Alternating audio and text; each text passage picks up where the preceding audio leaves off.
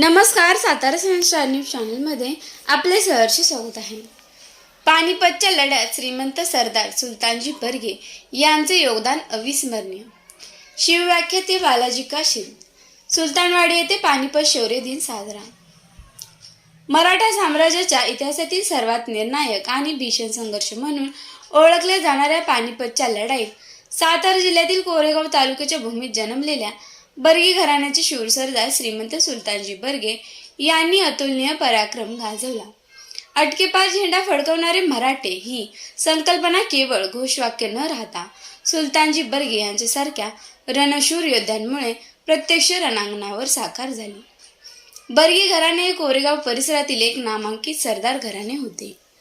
स्वराज्य स्थापनेपासून पेशवाईपर्यंत या घराण्याने मराठा सैन्यात महत्त्वाची भूमिका बजावली. श्रीमंत हर्जीराजे बर्गे यांच्यापासून सुरू झालेला युद्धांचा वारसा 41 बर्गे सरदारांनी जोपासला. निष्ठा, शिस्त, कौशल्य आणि रणतंत्रातील प्रावीण्य ही या घराण्याची वैशिष्ट्ये होती. बर्गे घराण्याचे योगदान आजही स्फूर्तिदायी आहे, असे गौरवोद्गार प्रख्यात शिवव्याख्याते बालाजी काशीद यांनी काढले. कोरेगाव शहरानजीक सुलतानवाडी येथे पानिपत शौर्य दिन कार्यक्रम श्री महादेव मंदिरात साजरा करण्यात आला. त्याप्रसंगी कोरेगाव, गोळेवाडी आणि सुलतानवाडी येथील माजी सैनिकांच्या सत्कार सोहळ्यात प्रमुख अतिथी म्हणून काशीद बोलत होते.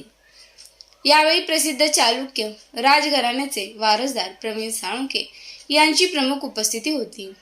श्रीमंत सरदार हर्जीराजे बर्गे प्रतिष्ठानच्या वतीने आयोजित कार्यक्रमास कोरेगावचे प्रथम नगराध्यक्ष प्रशांत उर्फ राजाभाऊ बर्गे, ज्येष्ठ विधिज्ञ चंद्रशेखर बर्गे, इतिहास संशोधक पांडुरंग सुतार, माजी सैनिक लक्ष्मणराव बर्गे, कोरेगाव तालुका शेतकरी सहकारी खरेदी विक्री संघाचे संचालक उदयसिंह बर्गे, कोरेगावचे माजी नगरसेवक महेश साहेबराव बर्गे, नगरसेवक साईप्रसाद बर्गे, सागर दत्ताजीराव बर्गे, संतोष बर्गे, ग्रामपंचायतचे माजी सदस्य किशोर नानासाहेब बर्गे, चित्रकार श्रेयस बर्गे यांच्यासह सुलतानवाडीचे सरपंच शहाजी फडतरे, उपसरपंच व ग्रामपंचायत सदस्य यावेळी उपस्थित होते.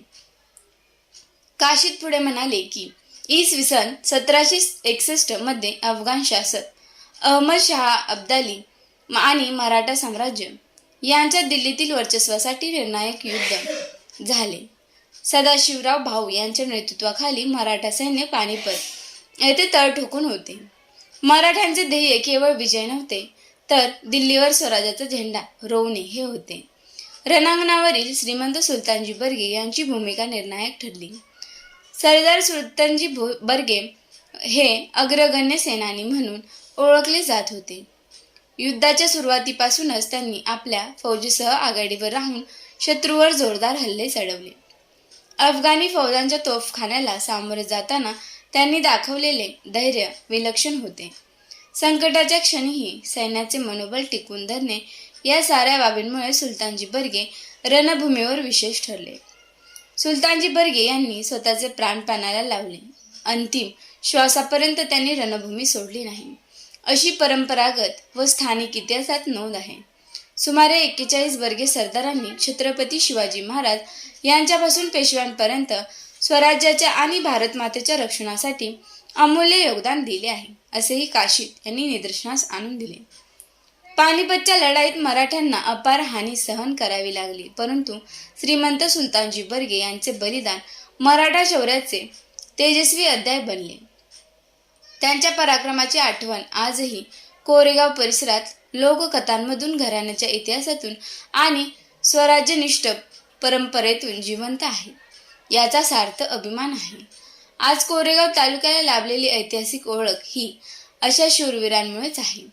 श्रीमंत सरदार सुलतानजी बर्गे यांचे नाव हे केवळ एका व्यक्तीचे नसून स्वराज्यासाठी झुंज देणाऱ्या असंख्य मावळ्यांच्या त्यागाचे प्रतीक आहे, असेही त्यांनी स्पष्ट केले. विधिज्ञ चंद्रशेखर बर्गे यांनी पानिपतच्या इतिहासाबद्दल सविस्तर माहिती दिली. इतिहास संशोधक पांडुरंग सुतार यांनी पानिपत लढाईसह पुणे येथे स्वराज्य रथ कार्यक्रम, त्याचबरोबर रायगड येथे श्रीमंत खंडेराव बर्गे यांचा स्मृतिदिन साजरा करण्याबाबतचे नियोजन सांगितले. मोठ्या प्रमाणावर या दोन्ही कार्यक्रमांना उपस्थित राहण्याचे आवाहन त्यांनी केले. यावेळी मान्यवरांच्या हस्ते बर्गे राजघराण्याचे बोधचिन्हाचे अनावरण करण्यात आले. सरपंच शहाजीराव फडतरे यांनी स्वागत केले. प्रास्ताविकात त्यांनी कार्यक्रमाच्या आयोजनामागील भूमिका विशद केली. यावेळी माजी सैनिकांच्या मान्यवरांच्या हस्ते सत्कार करण्यात आला. कोरेगाव तालुका वकील संघटनेचे अध्यक्ष विधिज्ञ रोहिदास बर्गे यांनी आभार मानले. माजी सैनिक मधुकर पवार, अशोक नलावडे, अशोक सुतार, श्रीकृष्ण बर्गे, सूर्याजी शिर्के यांच्यासह मान्यवरांनी कार्यक्रमाच्या यशस्वीतेसाठी परिश्रम घेतले.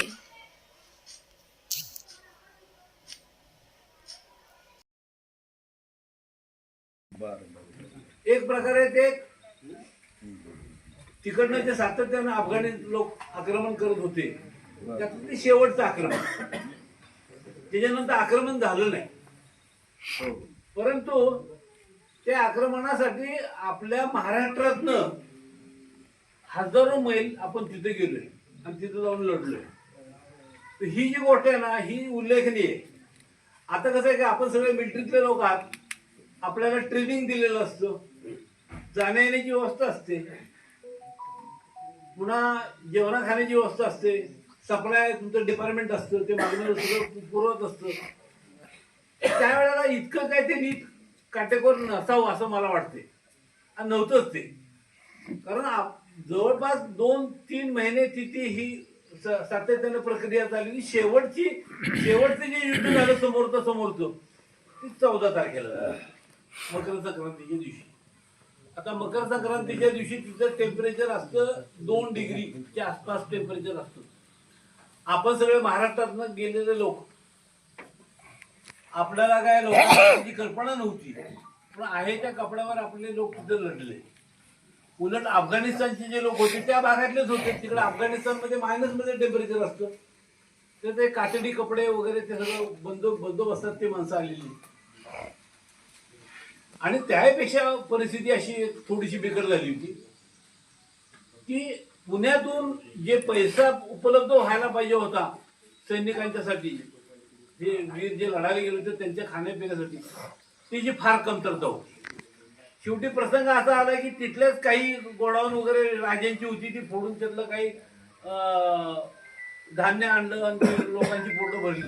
इतकं सुद्धा नाही, दिल्लीमध्ये एक लाल किल्ल्यामध्ये एक हे होतं, छत होतं, चांदीचं होतं. ते छत काढून घेतलं, त्याचे नाणी गेली आणि ते वापरलं गेलं. म्हणजे सप्लाय हा जो भाग आहे, हा सप्लाय हा भाग अजिबात नव्हता. ते पानिपत मध्ये थोडी आपली पिछेड झाली, तरी सुद्धा दुपारी 3-4 वाजेपर्यंत आपण पुढे होतो. 3-4 पर्यंत पुढे होतो. त्यांची पळताभुई थोडी झाली होती, परंतु ते परत तोफांचे जे अरेंजमेंट असते, आपल्याकडे मोठ्या तोफा होत्या त्या हलवता येत नव्हत्या आणि ह्यांच्याकडे उंटावरच्या तोफा होत्या की ते पटपट आत्ता इथं मग अशा पळायच्या. त्यामुळं रेंजमध्ये नेमकं येणं न येणं ह्या सगळ्या गोष्टी सगळ्यांचा सत्कार केला. कारण कसं आज सुद्धा आम्ही इथं आहे शांततेनं, तुम्ही बॉर्डरवर होता म्हणून सातत्याने ही करतो. परवाचं युद्ध झालं, ऑपरेशन सिंदूर, इतके अटॅक झाले, हे झाले ते झाले, पण भारतातल्या कोणालाही धक्का पोचला नाही. ह्याची कारण तुमच्यात आहेत आणि म्हणून आपण हे सातत्यानं दरवर्षी हा कार्यक्रम घेतो. दरवर्षी सैनिकांना बोलवतो, तिचे सत्कार घेतो. खूप बोलता येईल, पण आता ह्याच्यापेक्षा जास्त बोलणं योग्य नाही, कारण ह्या दोघांना बोलायचे. एवढं बोलतो. जय हिंद, जय महाराज. महाराज की जय. आवाज नाही येते. धर्मवीर छत्रपती संभाजी महाराज की जय. महाराष्ट्राचे आराध्य दैवत छत्रपती श्री शिवाजी महाराज आणि 1761 मध्ये जे भारतामध्ये पानिपत घडलं, त्या पानिपतामध्ये मराठ्यांचे सगळे सरदार धारातीर्थी पडले.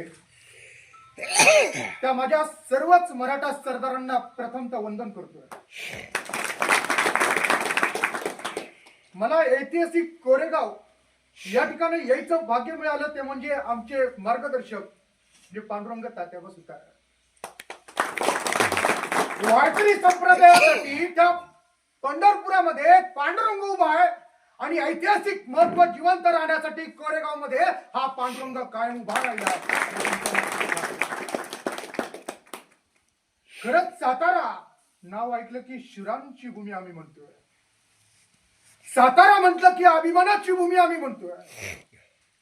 या साताऱ्यामध्ये छत्रपती शिवाजी महाराजांनी 350 वर्ष अगोदर 32 दाताचा बोकड इथेच फाडला. ही सातारा भूमी आहे.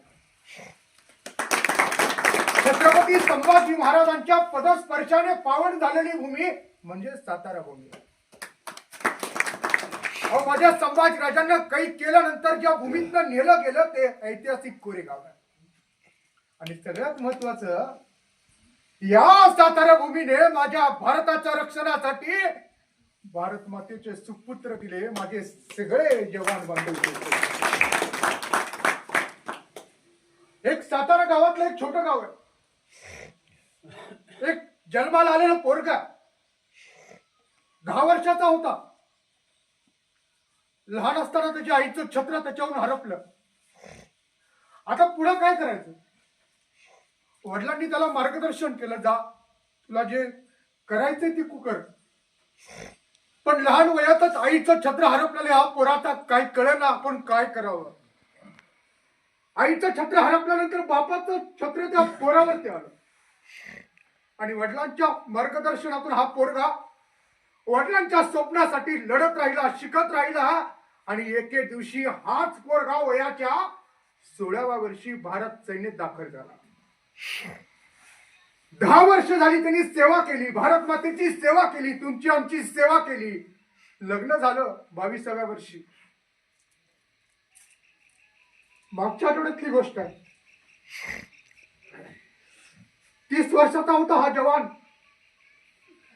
बायकोचा फोन आला, अहो आपल्या घरात पाहुणा येतोय, तुम्ही याल का? तसं त्या बायकोचा आवाज ऐकला आणि बायकोला सांगितलं, अगं चांगली आनंदाची गोष्ट आहे, उद्या सकाळी येतोय सातारा भागात, त्या दरे गावात पोहोचतोय. बायकोला आनंद झाला, माझा नवरा येतोय, आपल्या घरात नवा पाहुणा येतोय, माझ्या नवऱ्याला किती आनंद होईल. या उर्मेने ती बायको त्या नवऱ्याची वाट पाहत राहिली. 8 दिवसाची सुट्टी टाकली, दरे गावात पोहोचला. दुसऱ्या दिवशी बायकोला दवाखान्यात ऍडमिट केलं. डॉक्टरांनी सांगितलं, अवघ्या काही तासाभरात तुम्हाला बाळ होणार आहे. नवऱ्याला कळवलं, अवघ्या काही तासात तुम्हाला बाळ होणार आहे, तुमच्या घरात पाहुणा येणार आहे. हा नवरा आनंदाच्या भरात नातेवाईकांना सांगू लागला, अरे आमच्या घरात पाहुणा येतोय, आमच्या घरात नवीन पाहुणा जन्माला येतोय. हा सैरा वैरा गाडीवरती धावत होता, आपल्या नातेवाईकांना भेटत होता. आणि 8 तासाच्या आधी त्या प्रमोद जाधवांचा या सातारा भागात अपघात झाला आणि शहीद झाला.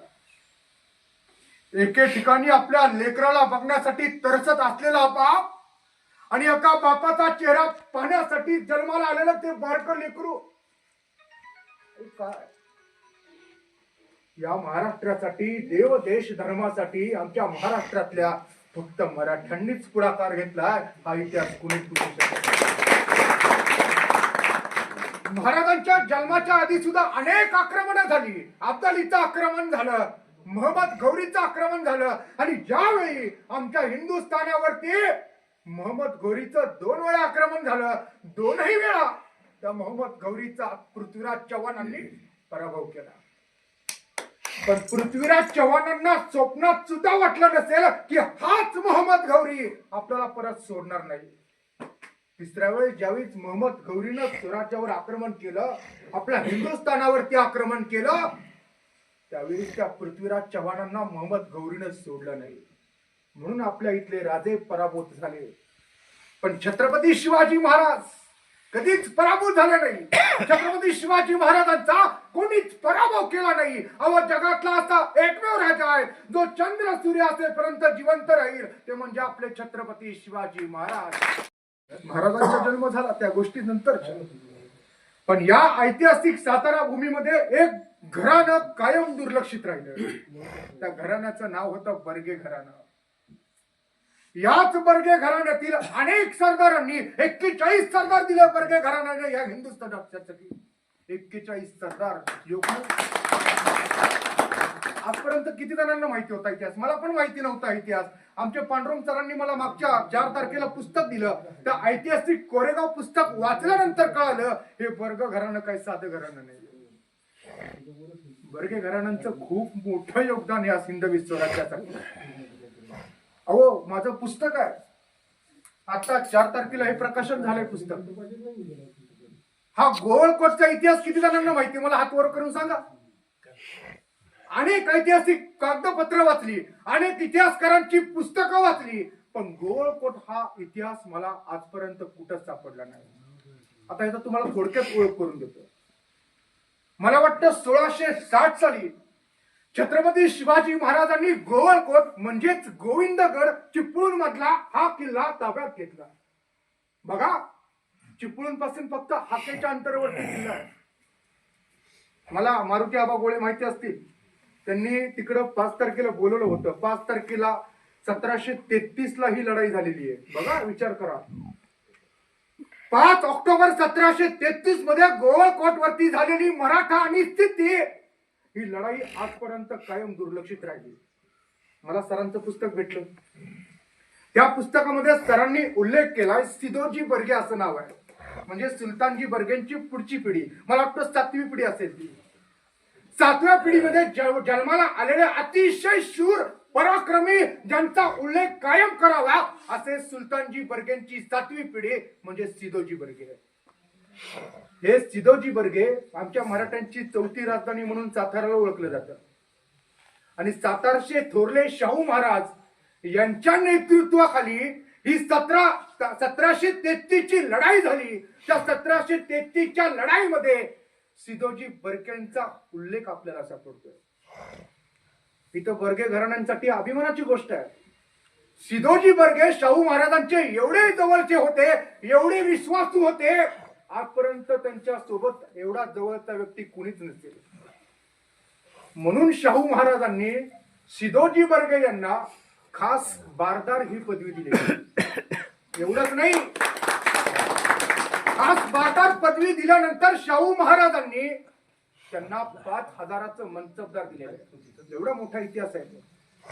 मग आता मला सांगा, आता 1733 ची लढाई आहे, गोवळकोट घ्यायचा आहे. छत्रपती संभाजीराजे आणि शाहूराजांच्या काळामध्ये तो किल्ला सिद्धीच्या ताब्यात गेला. आता हे सिद्धी म्हणजे कोण? बाहेरून आलेले सगळे, यांना सिद्धी 7 असं म्हटलं जातं. आता हे सिद्धींचा जर अभ्यास केला, इतिहासामध्ये स्पष्ट उल्लेख आहे, हे बाहेरचे सिद्धी जे होते एकाच वेळी आदिलशाही, मोगलशाही, निजामशाही, मोगल, डच, इंग्रज, पोर्तुगीज या सगळ्यांसोबत कायम त्यांनी तहाची भूमिका घेतली. पण मराठ्यांसोबत सिद्धीने कधीच तह केला नाही. का? कारण या सिद्धीला माहितीये, या मराठ्यांच्या नादी जर लागलं तर हे मराठे आपल्याला गोवळकोट काय आफ्रिकेत घुसून मारते. म्हणून आपल्या सोबत कधीच लढले नाही. बरं, आता तो गोवळकोट घ्यायचा आहे. आता जबाबदारी कुणावरती आली? आमच्या इतिहासात अजून एक नाव सापडतं. मला वाटतं पत्रसार क्रमांक 33 पेशवे खंडातलं पत्र आहे. त्या पत्रामध्ये अनेक सरदारांची नाव आहेत. फडतऱ्यांचं नाव आहे, चव्हाणांचं नाव आहे, परत गलाड्यांचं नाव सापडत आहे, बर्गेंचं नाव सापडत आहे, गायकवाडांचंही नाव सापडत आहे. अशा वेळी ही जबाबदारी एका महत्वाच्या घराण्यावरती आली, ते म्हणजे सरदार आनंदराव गोळे. हिंदवी स्वराज्याचे पायदळ प्रमुख असणारे पिलाजीराव गोळे यांचे पंतू सरदार आनंदराव गोळे. शब्द इतिहासात सरदार आनंदराव गोळे पडले, सोबत 10 आसामी भाऊ धारातीर्थी पडल्याची नोंद आहे. आता 1733 हे पत्र भेटलं. आता मला सांगा, हा जर गोवळकोट घ्यायचा असेल तर आपल्याला सातारा भागातून कुंभारली घाटात जावं लागतं. कुंभारली घाट ओलांडल्यानंतर चिपळूणला पोहोचावं लागतं आणि चिपळूण नंतर हाकेच्या अंतरावरती गोवळकोटला जाता येतं. आता एवढा मोठा किल्ला जर आपल्या ताब्यात घ्यायचा असेल तर कुणीतरी मराठा सरदारच पाहिजे. म्हणून सिदोजी बर्गे आणि आनंदराव गोळेंवरती ही जबाबदारी आली. शाहू छत्रपतींनी सांगितलं, जा सिद्धीशी झुंजा, गड ताब्यात करा. आणि 4 ऑक्टोबर 1733च्या रात्री हे सगळेजण सातारा पाटण कुंभारली घाटात उभे राहिले. रात्रीच्या 12 वाजता काळ्या कुट्ट अंधारामध्ये अहो अंगाला भाकरी लागत नव्हती. भाकरी भेटल ते खात होते, पाणी सुद्धा नव्हतं. आणि अशा वेळी 5 ऑक्टोबर 1733च्या दिवशी हा सूर्य उगवायच्या अगोदर हा गोवळकोट घ्यायचा आणि हा गोवळकोट आमच्या शाहू छत्रपतींच्या चरणी अर्पण करायचा. एवढं मोठं नियोजन सिद्धोजी बर्गेंनी केलं होतं. झालं. 5 ऑक्टोबर 1733च्या पहाटे 5 वाजता 6 घटिका युद्ध चाललेलं आहे. एक घटका म्हणजे 6 तास. 6 घटिका जोक नाहीये. आणि सकाळी चिपळूणचा कोंबडा आवरायच्या अगोदर हर हर महादेव अशी गर्जना उमटली. सिद्धीला कळालं मराठे आले आणि मराठे त्या गोवळकोटी गेले. गोवळकोटवरती युद्ध झालं आणि अचानक या सरदार आनंदराव गोळेंचे 10 बंधू धरातीर्थी पडले. आता उरले फक्त आनंदराव गोळे. हा आनंदराव गोळे काही साधा माणूस नाही, ह्याला मारला पाहिजे. अहो आनंदराव गोळे आणि सिद्धोजी बर्गे त्या गोवळकोटच्या युद्धामध्ये असे लढत होते. तो स्थिती सांगत होता, अरे आनंदराव तर पिलाजी गोळ्यांचा वंशज दिसतोय आणि हा सिद्धोजी बर्गे हा तर सुलतानजी बर्गेंचाच पोरगा दिसतोय. एवढं तुफान युद्ध झालं आणि पाहता पाहता सूर्य उगवला. आता सूर्याची किरण त्या गोवळकोटवरती पडू लागली आणि सिद्धीनं आता संपवायचं ठरवलं आणि गोळी घेतली. गोळी सुटली. धाड दिशी त्या आनंदरावांच्या छातीत घुसली. आनंदराव पडले, कोसळले. आपल्या भावांचं बलिदान आठवलं तर आठवलं आपलं पिरंगुट गाव, आपले शाहू छत्रपती आणि आपल्या सोबत आलेले हे सगळे बर्गे घराणं. आणि 1733च्या 5 ऑक्टोबरच्या दिवशी सिद्धोजी बर्गेंनी एवढा मोठा पराक्रम गाजवला तो इतिहास आजपर्यंत आमच्यापर्यंत पोहोचला नाही. हे आमचं दुर्भाग्य. अनेक सरदारांचा इतिहास आजपर्यंत दुर्लक्षित राहिला. बरं पुढच्या काळात पानिपत झालं. सरांनी आता सांगितलं 1761ला पानिपत घडलं. काय गरज होती इथनं तिकडे जायची? त्यांना पण इथं सुखाने राहता आलं असतं, खाता असतं, पिता आलं असतं. पण एक विचार करा, आपल्या पूर्वजांनी आपल्या गडदुर्गांनी परकीय शत्रूंच्या तोफांचे गोळे खाऊन तुमचं आमचं अस्तित्व जिवंत ठेवलं. त्यांचं आज आपल्याला विस्मरण होतंय. ही आपल्यासाठी सगळ्यात मोठी दुर्दैवाची गोष्ट. पानिपताच्या वेळी अब्दाली चाल करून आला. दिल्लीवरती आता त्याला सत्ता संस्थापित करायची होती. अशा वेळी आमच्या पुण्यातल्या पेशव्यांच्या कानावरती बातमी समजली की अब्दाली लाखोंचं सैन्य घेऊन येतोय. अशा वेळी काय करावं? आपल्या मराठा सरदारातील होळकर असतील, बर्गे असतील, कितीतरी घराणे एक साथ लढत राहिले आणि शेवटी पानिपताच्या वेळी तिथं पोहोचले. आता युद्ध होणार हेही आपल्याला माहिती नव्हतं, पण खायचं काय हे सुद्धा आपल्या मराठ्यांना कळत नव्हतं. अशा वेळी आपल्या उत्तरेतल्या कोणत्याच सरदारांनी आपल्या मराठ्यांना मदत केली नाही. हे आमचं सगळ्यात मोठं दुर्दैव. पांडुरंग सर, आपल्या इतिहास अभ्यासकांचा असा गैरसमज आहे की छत्रपती शिवाजी महाराजांनी 1645ला हिंदवी स्वराज्याची शपथ घेतली आणि महाराजांचं स्वप्न टिकलंय. महाराजांच्या 80 वयापर्यंत 1680ला महाराजांचं निधन झालं. आमच्या इतिहासकारांचं असं म्हणणं आहे की महाराजांनी 1645ला हिंदवी स्वराज्याची शपथ घेतली आणि महाराजांचं स्वप्न कुठपर्यंत टिकले? 1680 पर्यंत. गैरसमज आहे आमचा. अहो मी तर एवढं सांगेल, छत्रपती शिवाजी महाराजांनी 1645ला हिंदवी स्वराज्याची शपथ घेतली आणि 1818 पर्यंत 173 वर्ष महाराजांचं स्वप्न टिकलंय. ही महाराजांच्या स्वप्नांची व्याप्ती आहे. राजा नसताना, कोणतंही साधन सामग्री नसताना या घराण्यातील मराठा सरदार पानिपतात लढत राहिले. ते म्हणजे शिवछत्रपतींच्या स्वप्नासाठी. अजून एक तुम्हाला सांगतो सर, महाराजांचं अस्थि विसर्जन अजूनही झालं नाही. त्याचं कारण काय? ज्यावेळी महाराज 3 एप्रिलला आजारी पडले, अंगातला जोर वाढला, सगळ्यांना बाहेर बसायला सांगितले. महाराज काय म्हणतात माहितीये? चुकूर होऊ नका, काशीचा विश्वेश्वर सोडवा, सप्तगंगा नद्या मुक्त करा. आजही काशीचा विश्वेश्वर मुक्त झाला नाही. हे महाराजांचं स्वप्न. चुकूर होऊ नका म्हणजे तुम्ही हरून जाऊ नका, खचून जाऊ नका. महाराजांची एक स्वराज्य निर्मातीची ठिणगी पानिपतापर्यंत पोहोचली. म्हणजे हा राजा आपल्या मातीला लागला, किती मोठं भाग्य हो. जिजाऊ मासाहेबांकडून हे संस्कार भेटले म्हणून पानिपतामध्ये उपाशी पोटी आपला मावळा लढत राहिला. आता पानिपतातून काय शिकायचं आपल्याला? वारंवार आम्हाला इतिहासात गरुड झेप हा शब्द सापडतो. महाराजांनी आग्र्यावरनं सुटका करून घेतली, राजगडला पोहोचले, महाराजांना गरुड झेप शब्द वापरला. आता तुम्हाला उदाहरण द्यायचं झालं तर पानिपतातून शिकण्यासारखं काय? जाता जाता शेवटचं उदाहरण आहे, वेळही खूप झालाय.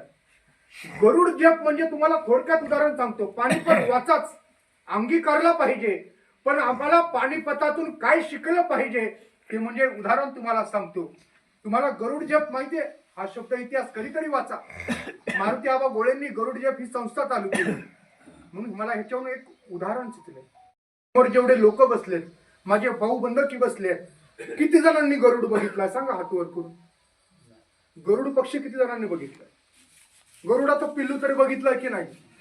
आता गरुडच बघितलं नसेल तर गरुडाचा पिल्लू बघायचा प्रश्नच येत नाही.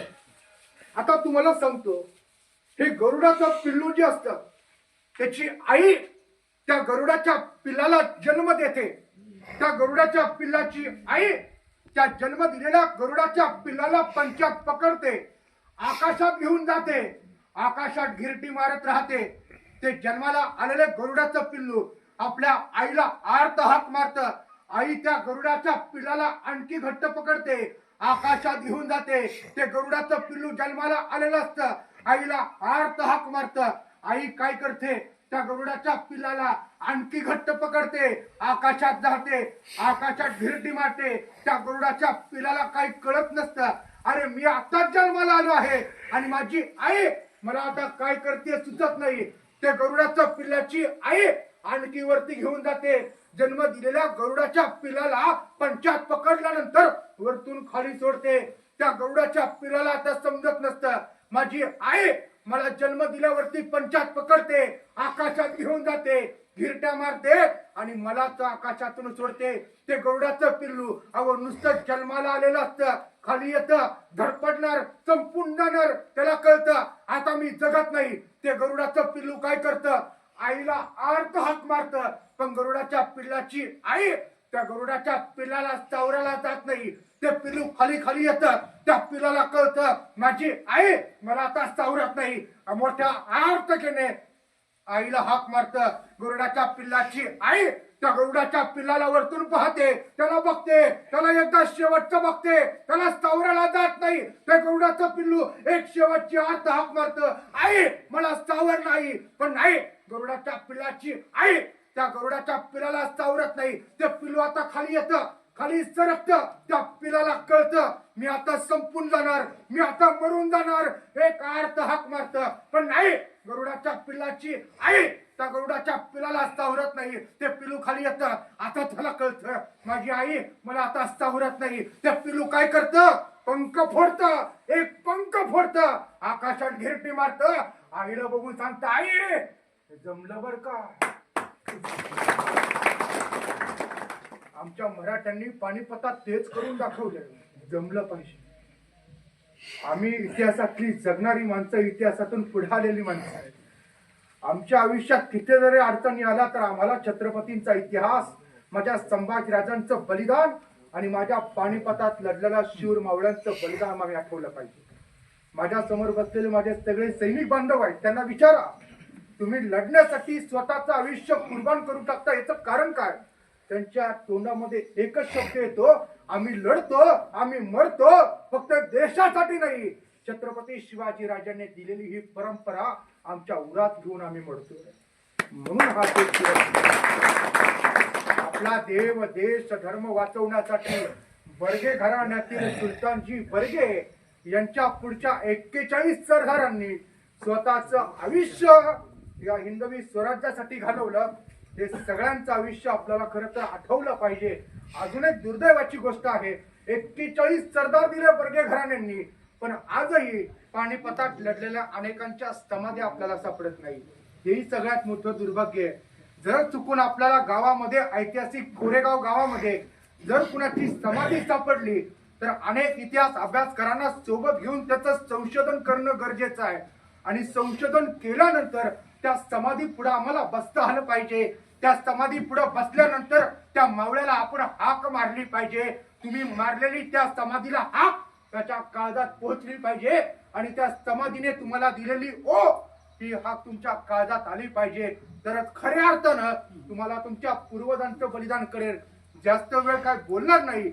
या पानिपतात लढलेल्या माझ्या सर्व मराठा सरदारांना आणि नव्याने सुरुवात झालेल्या या मकर संक्रांतीच्या खरं तर माझ्या बांधवांना शुभेच्छा देतो.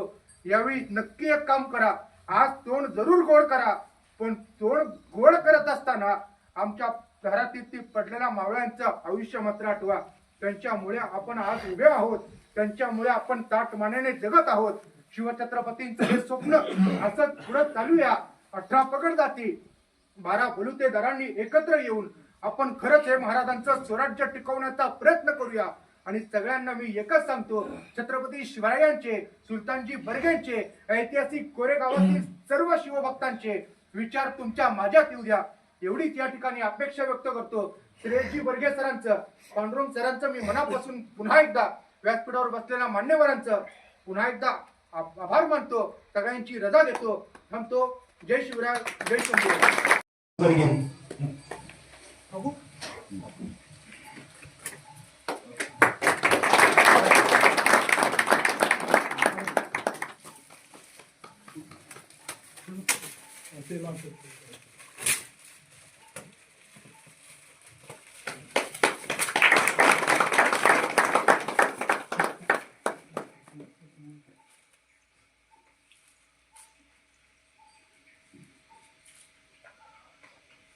आहे. यामध्ये आपल्याला बघा इथे छत्री दिसते आहे. इथं सूर्य आहे, चंद्र आणि सूर्य पण आहे. ढाल, तलवार, गाई, घोडा आणि महादेवाची पिंडी हे असे ह्याला बुरुज म्हणतात. आणि हे तोफ म्हणजे पूर्वीची तलवार सुरुवातीची असे आपले बौद्धचिन्ह आहे. या बौद्धचिन्हाचं आज आपण अनावरण केलेलं आहे. फिरवतो आणि शिवाजी महाराजांच्या पुतळ्याला वाहनवंदना देतो. त्यावेळेला आपले 5 वर्ष पूर्ण झालं म्हणून या संस्थेनं म्हणजे शिवजयंती उत्सव समिती पुणे यांनी आपल्याला हे शिरोडोक भेट म्हणून दिलेलं आहे. गोवळकोटमध्ये जे हे पुस्तक आहे त्यामध्ये शिवाजी महाराजांचा आपला फार मोठा उल्लेख आहे. सरांनी आता आपल्याला सांगितलंच आहे. जे पुस्तक आपल्याकडे इथं आपण ठेवलेलं आहे. या कार्यक्रमासाठी खास आवर्जून आपल्या सर्वांना इतिहासाची माहिती देण्यासाठी आजच्या कार्यक्रमाचे प्रमुख पाहुणे आणि वक्ते माननीय बालाजी काशीद या ठिकाणी उपस्थित राहिले.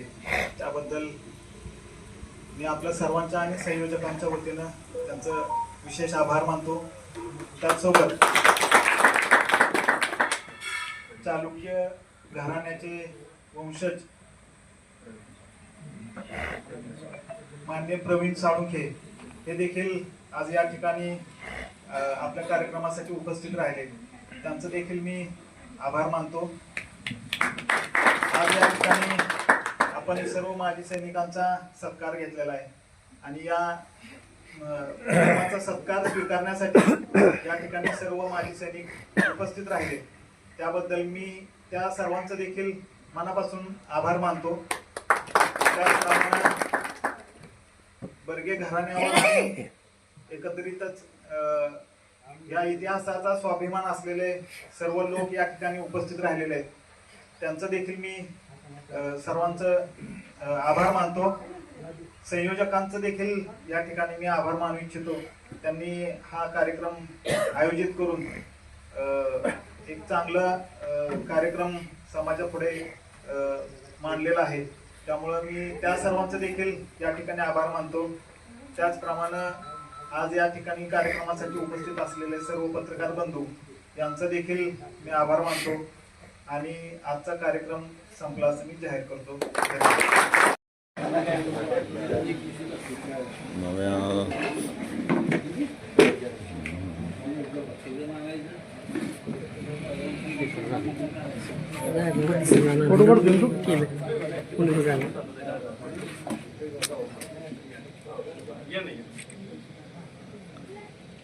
थोडी शूटिंग बी आली लागली शूटिंग